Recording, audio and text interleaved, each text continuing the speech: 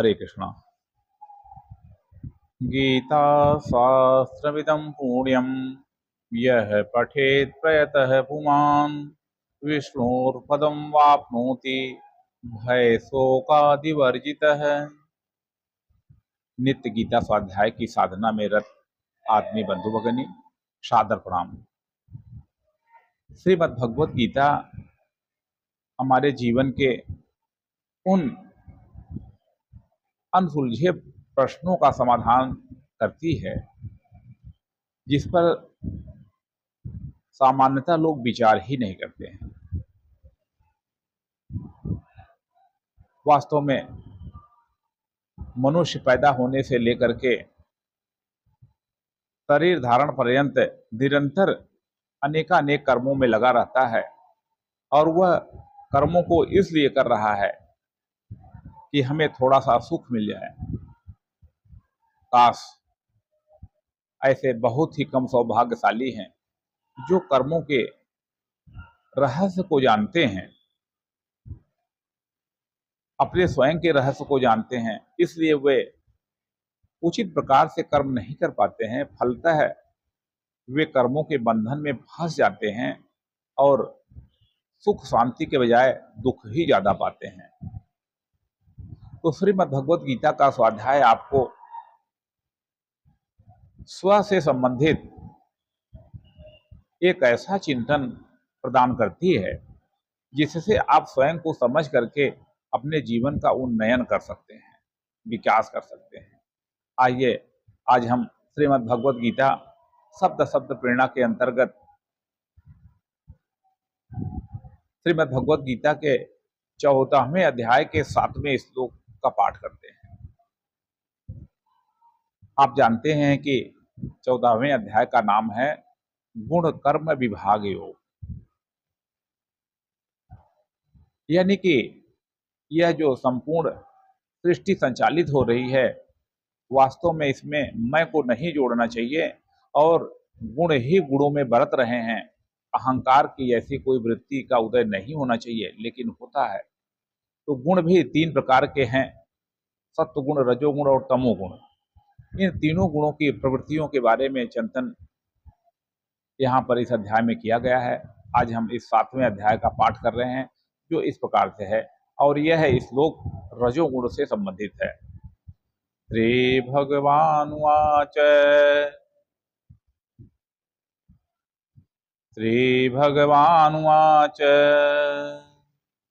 रजो रागात्मकं विद्धि तृष्णासंगसमुद्भवम् तन्निबध्नाति कौन्तेय कर्म संगेन देहिनम्।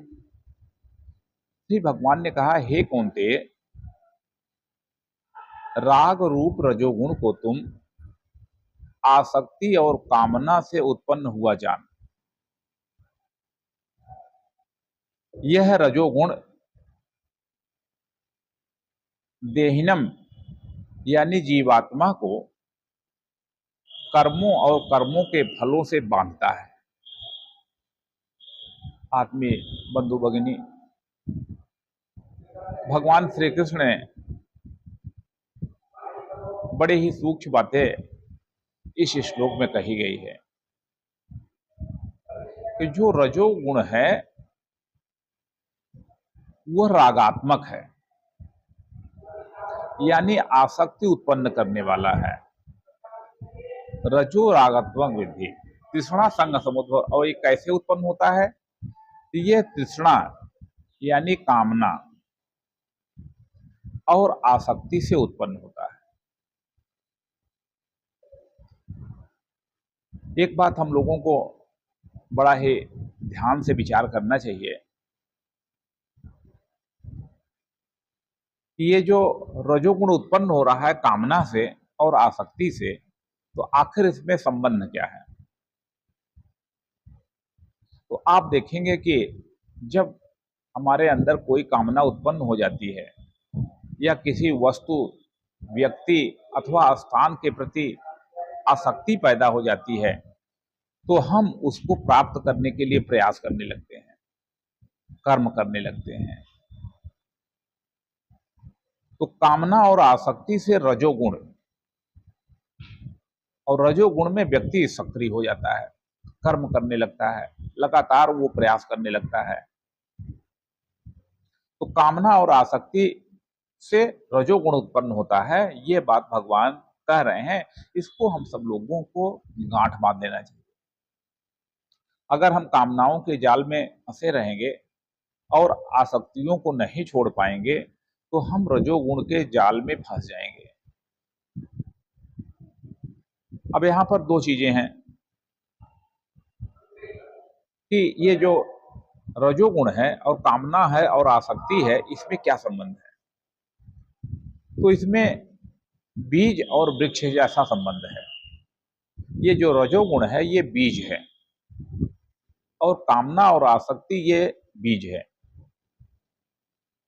तो अगर रजोगुण बढ़ेगा यानी बीज बढ़ेगा तो पौधा अपने आप बढ़ जाएगा। बीज रहेगा तभी पौधा बनेगा। इसलिए रजोगुण के बढ़ने से व्यक्ति कामना और आसक्ति में फंसा रहेगा, उसी में लगा रहेगा। इसका उल्टा भी सत्य है। अगर वृक्ष मजबूत है, अगर खेती अच्छी हुई है तो उसमें फसल भी तो अच्छी होगी। यानी वृक्ष अगर है तो बीज अवश्य होगा। इसलिए दोनों बातें एक दूसरे को पूरित करती हैं। ये बात हम लोगों को ध्यान में बैठाना चाहिए। बंधु भगिनी,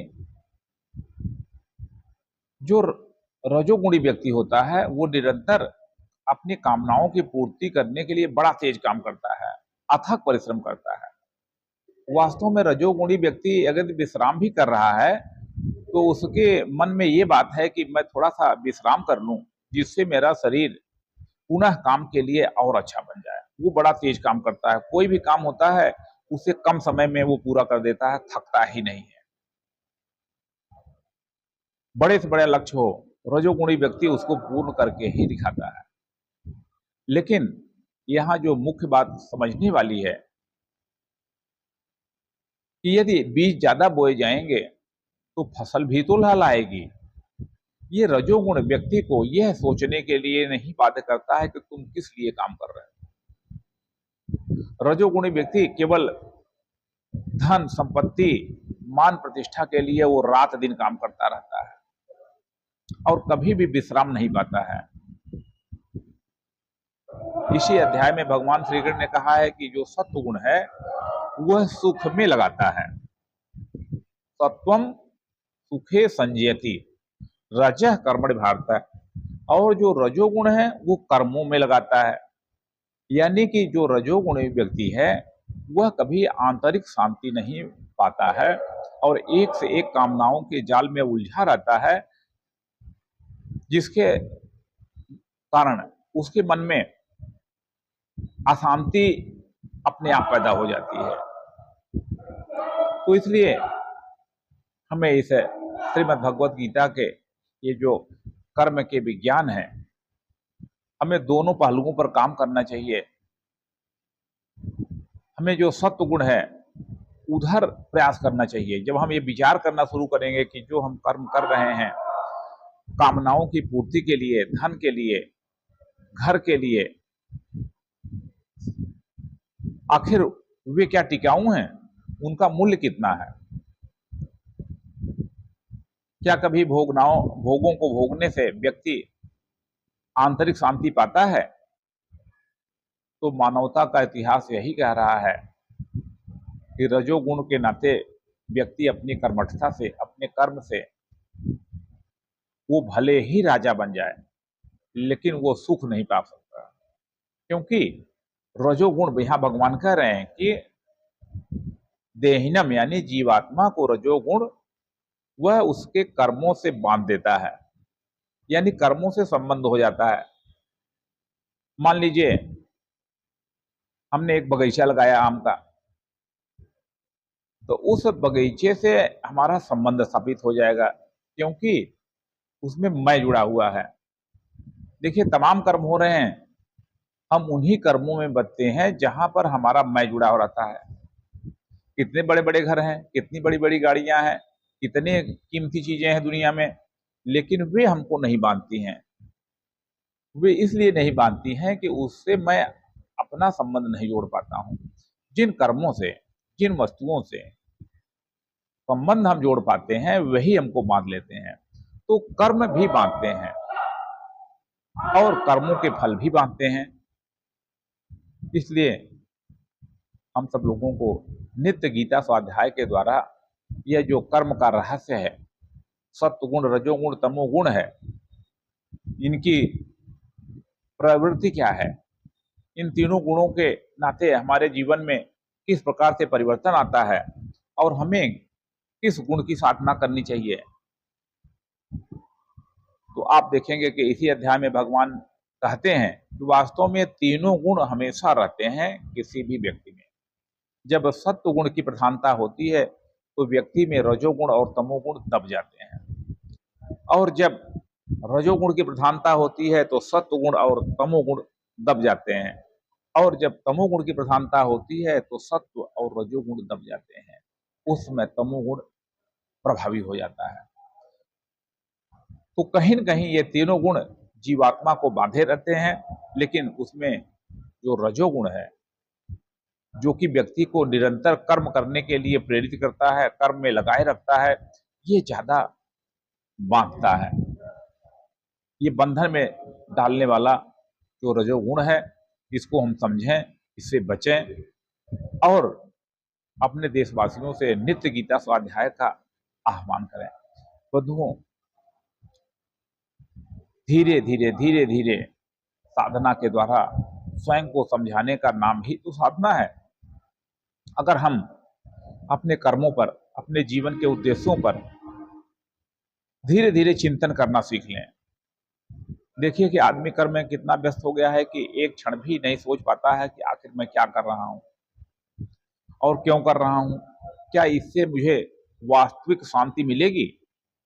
तो जब आदमी केवल नजदीक की बातें देखता है, उसमें दूरदृष्टि नहीं रहती है, तो वो नहीं सोच पाता है कि मनुष्य जीवन का कर्म आखिर उद्देश्य क्या है। तो वह जन्म मरण के चक्कर में फंसा रहता है। भगवान ने एक ऐसी ये विधि बताई है कि व्यक्ति अगर इस गुणों के रहस्य को समझ ले तो वो तम को छोड़ करके रजोगुण में और रजोगुण को भी त्याग करके सतोगुण में, और एक समय ऐसा आएगा कि वो भगवान की भक्ति में लीन हो जाएगा और सत्वगुण, रजोगुण, तमोगुण तीनों गुणों से परे जाकर के वो परमात्मा में परम विश्राम पाएगा। जन्मत मरत दुसह दुख हुई, जन्मते समय मरते समय जो अपार दुख होता है, जीते जी कितना दुख है, ये तो इसका हम सब लोग अनुभव करते हैं। किसी को कोई समस्या है, कोई मंत्री नहीं बन पाया, अभी देखिए कल मंत्रिमंडल में जितने लोग हुए, अब बताइए उन मंत्रियों की क्या स्थिति होगी जो बेचारे हार गए। तो कितना दुख हो रहा होगा उनको, लेकिन ये दुख तो सहना ही पड़ता है।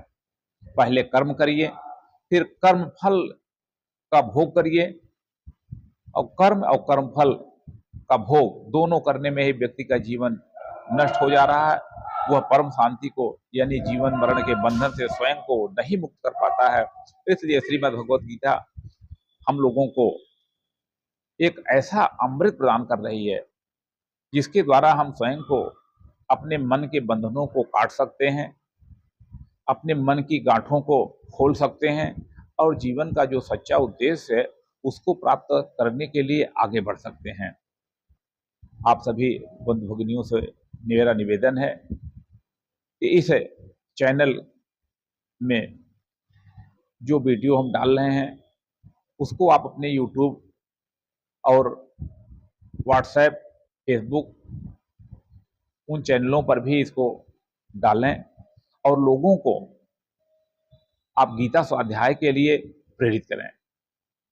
यह बात आप देख पाएंगे कि जब हम दूसरों से बात करते हैं तो वह बात हमारे मन में और ज्यादा गहराई से बैठ जाती है।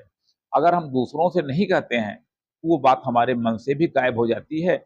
इसलिए स्वाध्याय को एक जन आंदोलन के रूप में हमें चलाना चाहिए। स्वाध्याय से राष्ट्र, व्यक्ति, परिवार सबको लाभ होगा।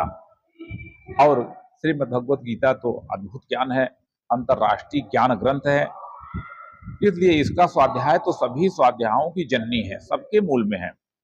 और ये सबके लाभ के लिए है, संपूर्ण विश्व के लाभ के लिए है। भारत एक बार फिर विश्व से गुरु के सिंहासन पर आरूढ़ हो। हम सब लोगों को हमारे ऋषियों मुनियों ने जो उत्तम चीजें दी हैं, चाहे योग हो, चाहे आयुर्वेद हो, चाहे श्रीमद् भगवत गीता हो, चाहे जीवन का विज्ञान हो, सब क्षेत्रों में हमारे पूर्वजों ने अद्भुत काम